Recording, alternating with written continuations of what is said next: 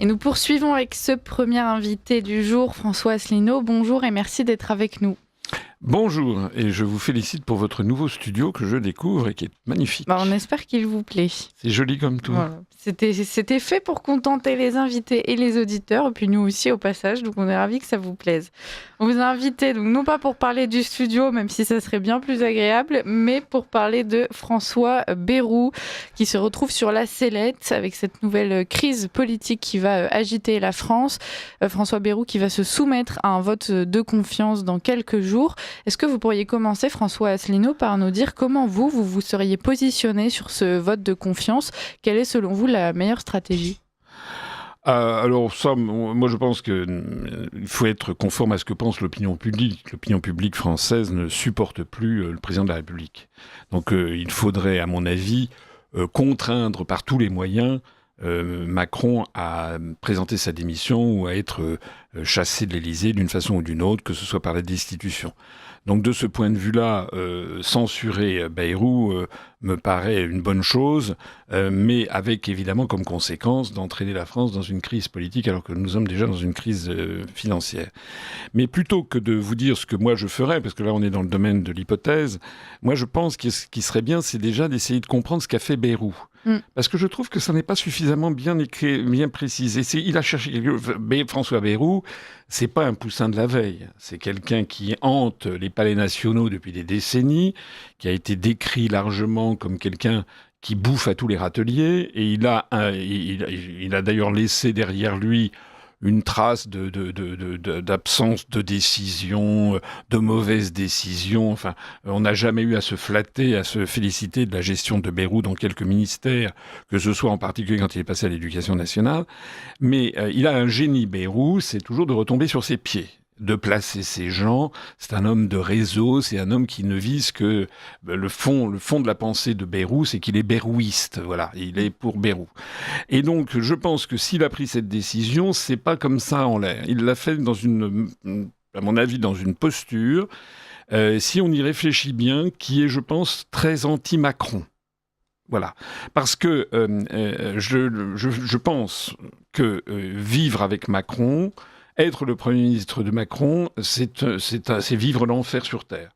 On a vu d'ailleurs comment Macron a épuisé tous les premiers ministres précédents, comment plusieurs d'entre eux voulaient absolument s'en aller. Rappelez-vous, c'était Castex qui voulait s'en aller. Macron l'a maintenu quasiment forcé. Macron a eu les pires difficultés à trouver un successeur à Édouard Philippe. Rappelez-vous, c'est Castex le nom avait été donné par Sarkozy. Pour le successeur de Gabriel Attal, il a mis plus de 2 mois et demi à trouver Barnier, enfin, etc., etc. Et donc, je pense qu'il est très difficile de travailler sous les ordres de Macron, qui prend des décisions intempestives, qui intervient sur tel ou tel département ministériel. Les ministres découvrent des décisions annoncées par le président de la République. Et en plus de ça, comme ça ne marche pas, Macron, c'est quelqu'un qui rejette toujours la faute sur les autres. Donc ça doit être très pénible. Ça, c'est le premier point. Le deuxième point, c'est que là, les événements qui arrivent sont catastrophiques. Il va y avoir les agences de notation américaines qui vont tirer de nouveau la sonnette d'alarme sur l'évolution de la dette publique française, qui a encore augmenté considérablement. Le plan Bayrou de réduction des dépenses est un plan très insuffisant, même si il va y avoir des coupes sombres ici ou là, mais c'est très insuffisant par rapport à ce qu'il faudrait. Pour commencer à réduire la dette, il faudrait donc dégager un excédent primaire, c'est-à-dire faire non pas des économies de 45 milliards d'euros, mais de 140 milliards d'euros. Et donc, Bayrou est confronté à l'arrivée de ces décisions des agents de notation. Il y a par ailleurs l'affaire du 10 septembre, on ne sait pas comment ça va tourner, donc ces mobilisations dont on ne sait pas très bien qui sont les organisateurs. Et il y a également toutes les séquences au niveau international. Est-ce que Macron a pris une position de va-t-en-guerre contre la Russie sur l'affaire, les relations se sont tendues à l'extrême entre la France et Israël récemment. Donc, le sujet international n'est pas un sujet sur lequel Bayrou est compétent. Enfin, il est encore moins compétent là-dessus que sur le reste. Il se sent mal à l'aise. Donc, je pense que Bayrou a dû se dire, je vais faire ça, et puis ça passe ou ça casse. Parce qu'il pouvait ne pas le faire. Il pouvait très bien présenter son budget, faire adopter le budget avec la procédure du 49.3, et puis c'était tout. Il a donc choisi volontairement une procédure très dangereuse pour lui. Et comme je le dis, ça passe ou ça casse. Si ça casse, eh ben, il s'en va. Et avec une retraite, une belle retraite. Il est grand croix de l'Ordre national du mérite, puisqu'il a été plus de 6 mois Premier ministre. Il claque la porte parce qu'il en a ras-le-bol d'être avec le fou furieux qui est à l'Élysée. Et puis voilà, il tire sa révérence et puis se réfugie sur sa mairie de Pau. Et je pense qu'il le fera avec un certain soulagement. Regardez comment sont partis de Matignon tous les prédécesseurs des premiers ministres de Macron. Et puis, n'oubliez pas aussi que ça peut passer. C'est-à-dire qu'en ce moment, ça grenouille. Vous y croyez ? Je pense que ça grenouille. Vous avez vu les déclarations de M. Boris Vallaud, le président du groupe PS, qui a dit qu'il ne voulait pas de dissolution ni de démission de Macron. Il semble que, moi je fais confiance, si j'ose dire, à Bayrou pour magouiller. Donc il n'est pas exclu. Ça va de toute façon se jouer à quelques voix près, probablement. Il n'est pas exclu qu'il y ait du débauchage individuel au PS, ici ou là. Et je pense qu'il ne faut pas l'exclure. Actuellement, arithmétiquement, il est battu. Mais on ne sait pas. Et si d'aventure, il arrivait à avoir la confiance, alors là, ça serait vraiment une pierre dans le jardin de Macron. Parce qu'il pourrait se tourner vers Macron en lui disant Museau, hein, moi j'ai eu la confiance du Parlement, vous avez 85% des Français qui ne peuvent plus vous supporter. Donc je pense que ça, c'est quelque chose qu'il faut avoir à l'esprit. D'ailleurs, la réaction, vous avez vu qu'il y a eu un certain délai de Macron pour réagir. Voilà, et puis on a appris hier que l'Élysée approuve totalement, soutient totalement Bayrou. Or, comme je pense qu'une des clés de compréhension de la psychologie de Macron, c'est qu'il dit exactement le contraire de ce qu'il pense dans tous les domaines, en fait, je pense qu'il est assez furax de cette affaire parce qu'il se rend bien compte que si Bayrou a la confiance à la surprise générale, il aura acquis une surface politique qui fera que Macron pourra moins facilement lui donner des instructions. Je citais hier, j'ai fait un direct sur UPR TV hier soir, je rappelais, c'est une anecdote qui parlera peut-être aux personnes qui ont plus de 60 ans qui nous écoutent, c'était en 1900 je crois, ça devait être en 1972, Pompidou avait décidé de se débarrasser de Chaban-Delmas, son Premier ministre, qui en faisait beaucoup, qui empiétait sur les prérogatives du président de la République, qui était devenu un peu incontrôlable. Et Pompidou avait signifié à Chaban-Delmas qu'il comptait le remplacer.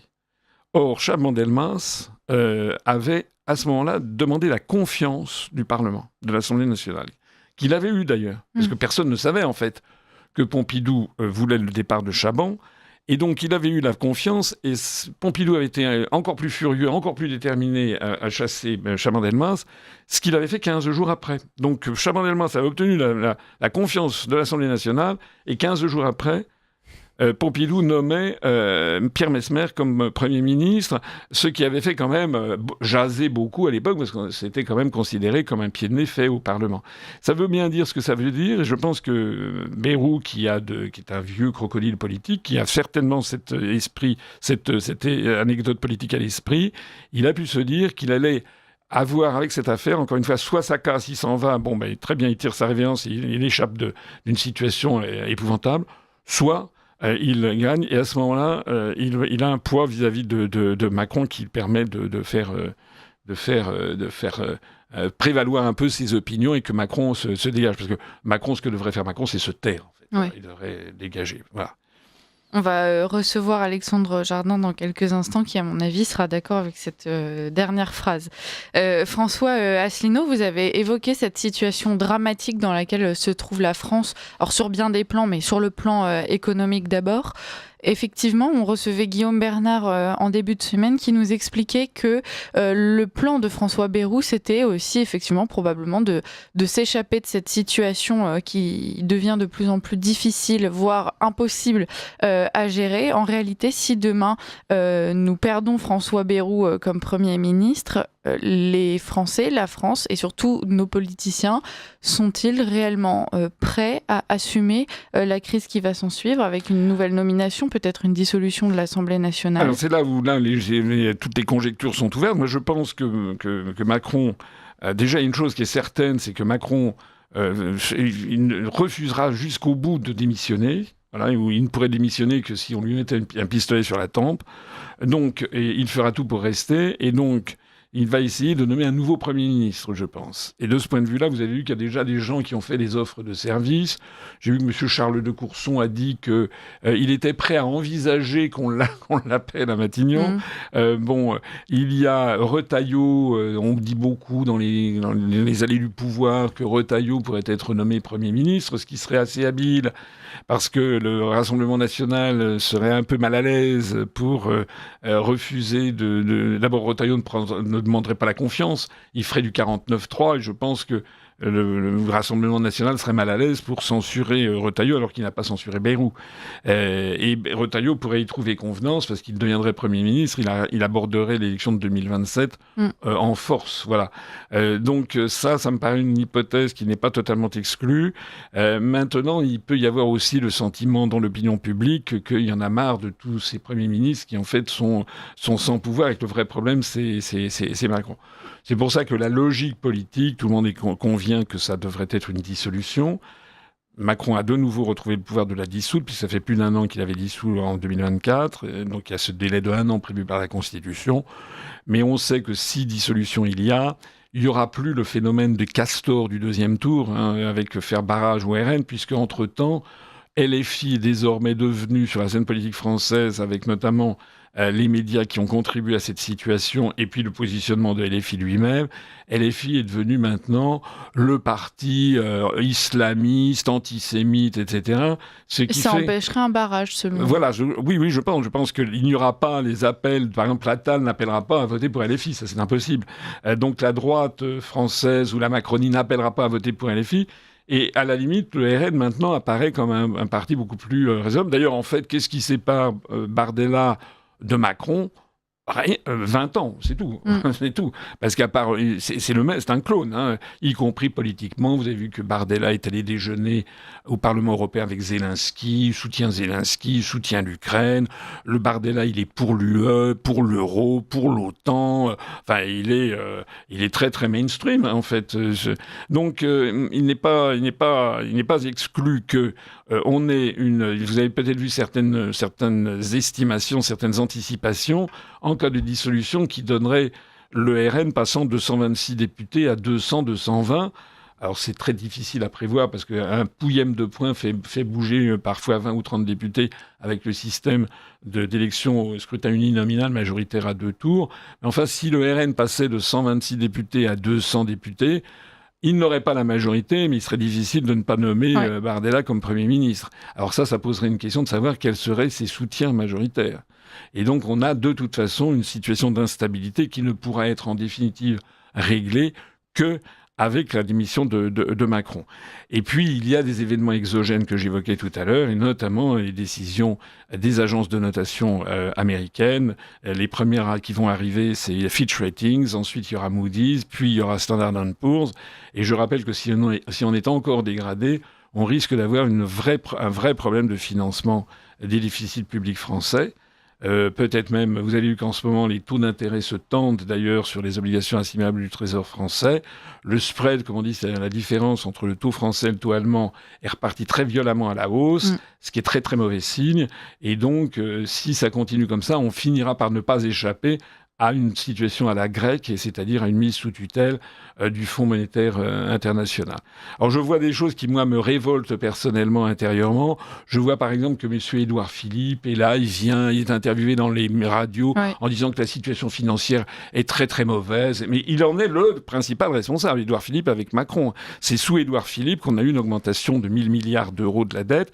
Eh bien, ce sont ces gens qui sont des naufrageurs de la France, qui ont encore accès aux grands médias, alors que quelqu'un comme moi est totalement bloqué et barré des médias, alors que depuis... Vous avez accès à la ligne droite. Oui, on a accès bien sûr à vous, mais je veux dire, les grands médias, les médias mainstream comme on dit, continuent à donner la parole à des gens qui ont tout raté. C'est absolument scandaleux.